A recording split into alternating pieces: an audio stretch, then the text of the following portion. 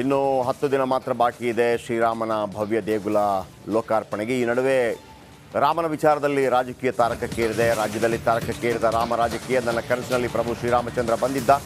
BJP ರಾಜಕೀಯ ಮಾಡೋದು ಬೇಡ ಅಂತ ಹೇಳಿದ. ಧಾರವಾಡದಲ್ಲಿ ಸಚಿವ ಸಂತೋಷ್ ಲಾಡ್ ಒಂದು ರೀತಿಯಲ್ಲಿ ವ್ಯಂಗ್ಯವಾಗಿ ಹೇಳಿದ್ದಾರೆ. ಯಾಕಂದರೆ ಬಿಜೆಪಿ ರಾಮನ ಮಂದಿರವನ್ನು ರಾಜಕೀಯಕ್ಕಾಗಿ ಬಳಸ್ಕೊಳ್ತಾ ಇದೆ ಅನ್ನೋ ಹಿನ್ನೆಲೆಯಲ್ಲಿ ಒಂದು ರೀತಿಯಲ್ಲಿ ನನ್ನ ಕನಸಲ್ಲಿ ಬಂದಿದ್ದಾರೆ ರಾಮ.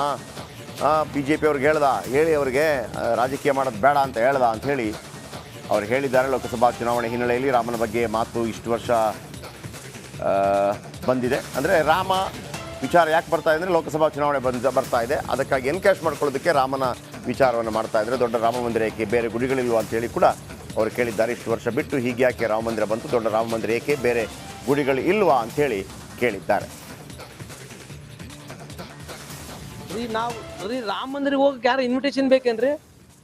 ನನಗೆ ನಿನ್ನೆ ಕನಸ್ನಾಗ ಬಂದಿದ್ದ ರಾಮದೇವ್ರ ಕನಸ್ನಾಗ ಬಂದು ಹೇಳಿದ್ರು, ಬಿಜೆಪಿಗೆ ಹೇಳಪ್ಪ ಇಂಥವೆಲ್ಲ ಮಾಡಬೇಡ, ರಾಜಕೀಯಕ್ಕಾಗಿ ಮಾಡಬೇಡ ಅಂತ ಹೇಳಿದ್ರು.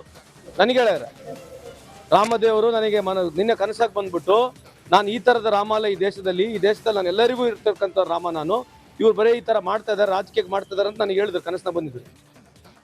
ಹೈಕಮಾಂಡ್ನವ್ರಿಗಾಗಲೇ ಸ್ಪಷ್ಟಪಡಿಸಿದ್ದಾರೆ, ನಾವು ಆ ಕಾರ್ಯಕ್ರಮಕ್ಕೆ ಹೋಗೋದಿಲ್ಲ ಅಂತೇಳಿ ಸ್ಪಷ್ಟಪಡಿಸಿದ್ದಾರೆ.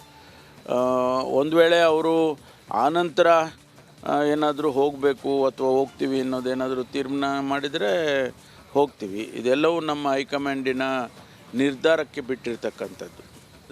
ನಮ್ಮದು ನ್ಯಾಷನಲ್ ಪಾರ್ಟಿ, ಹೈಕಮಾಂಡ್ನವ್ರು ಏನು ತೀರ್ಮಾನ ಕೊಡ್ತಾರೆ ಅದರ ಪ್ರಕಾರ ನಡ್ಕೊಳ್ತೀವಿ.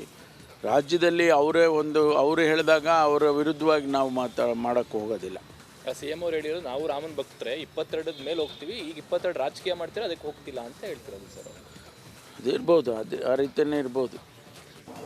ಮಂತ್ರಾಕ್ಷತೆ ಕೊಟ್ಬಿಟ್ಟು ಓಟ್ಗೆ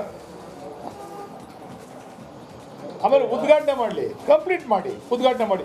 ಈಗ ನಾನೊಂದು ರಾಜಕೀಯವಾಗಿ ಒಂದು ಕಾರ್ಯಕ್ರಮ ಮಾಡ್ತೀನಿ ಅಂದ್ಕೊಳ್ಳಿ, ಒಂದು ಕಾರ್ಯಕ್ರಮ, ನಾಳೆ ಚುನಾವಣೆ ಬರ್ತದೆ, ಒಂದು ಬಿಲ್ಡಿಂಗ್ ಕಟ್ಟಿದ್ದೀನಿ, ದೊಡ್ಡ ಬಿಲ್ಡಿಂಗ್, ಅದು ಉದ್ಘಾಟನೆ ಮಾಡ್ಬೇಕು. ನಾನು ಅರ್ಧಂಬರ್ಧ ಆಗ್ಬಿಟ್ಟೈತೆ. ನಾನು ಮುಖ್ಯಮಂತ್ರಿಗಳನ್ನ ಕರ್ಕೊಂಡು ಉದ್ಘಾಟನೆ ಮಾಡ್ತೀನಿ. ಮಾಧ್ಯಮದಲ್ಲಿ ನೀವು ಸುಮ್ಮನೆ ಇರ್ತೀರಾ? ನಮ್ಮ ವಿರೋಧಿಗಳು ಸುಮ್ಮನೆ ಇರ್ತಾರಾ? ಅರ್ಧಂಬರ್ಧ ಆಗಿರ್ತಕ್ಕಂಥ ಕಟ್ಟಡೆಯನ್ನು ಉದ್ಘಾಟನೆ ಮಾಡ್ತಾ ಇರ್ತಕ್ಕಂಥ ಮುಖ್ಯಮಂತ್ರಿಗಳು, ಶಾಸಕರು ಅಂತ ತೋರಿಸಲ್ವ ನೀವು? ಇದನ್ನ ಯಾಕೆ ತೋರಿಸಲ್ಲ ನೀವು ಮಾಧ್ಯಮದವರು? ಅರ್ಧಂಬರ್ಧ ಉದ್ಘಾಟನೆ ಆಗಿರ್ತಕ್ಕಂಥ ರಾಮ ಮಂದಿರ ಉದ್ಘಾಟನೆ ರಾಜಕೀಯಕ್ಕೋಸ್ಕರ ಮಾಡ್ತಾ ಇರ್ತಕ್ಕಂಥ ಮೋದಿಯವರು ಅಂತ ಯಾಕೆ ತೋರಿಸಲ್ಲ ನೀವು? ಯಾರು ಹೇಳಿದ್ದು ತೋರಿಸಿಲ್ಲ ಅಂತೇಳಿ ಅರ್ಧಂಬರ್ಧ ಉದ್ಘಾಟನೆ ಆಗದೆ ಇರುವಂಥ ವಿಚಾರವನ್ನು? 2 ಇಂಪಾರ್ಟೆಂಟ್ ವಿಷಯ ಹೇಳ್ಬಿಡ್ತೀನಿ, ಬೇಕಿದ್ರೆ ಕೇಳಿಸ್ಕೊಳ್ಳಿ. ವಿಕಾಸಸೌಧ ಆಯ್ತಲ್ಲ, ವಿಕಾಸಸೌಧ ಅದನ್ನು ಉದ್ಘಾಟನೆ ಮಾಡಿದ SM ಕೃಷ್ಣ ಅವರು. ವಿಕಾಸಸೌಧ ಉದ್ಘಾಟನೆ ಮಾಡುವಾಗ ವಿಕಾಸಸೌಧ ಕಂಪ್ಲೀಟ್ ಆಗಿರಲಿಲ್ಲ. Challenge number 1. ನಂಬರ್ 2, BJP ಕಾಲಾವಧಿಯಲ್ಲಿ ಕೆಂಪೇಗೌಡ ಪ್ರತಿಮೆ ಉದ್ಘಾಟನೆ ಆಯ್ತಲ್ಲ, ಕಂಪ್ಲೀಟ್ ಆಗಿತ್ತಾ? ರಾಜಕೀಯ ಕಾರಣಕ್ಕಾಗಿ ಮಾಡಿದ್ದಲ್ವಾ? ನಂಬರ್ 2. 2 ಉದಾಹರಣೆ ಕೊಟ್ಟೆ ನಾನು ಅವರಿಗೆ. ಇನ್ನೊಂದು ವಿಚಾರ, ರಾಮನ ವಿಚಾರದಲ್ಲಿ ಇವರು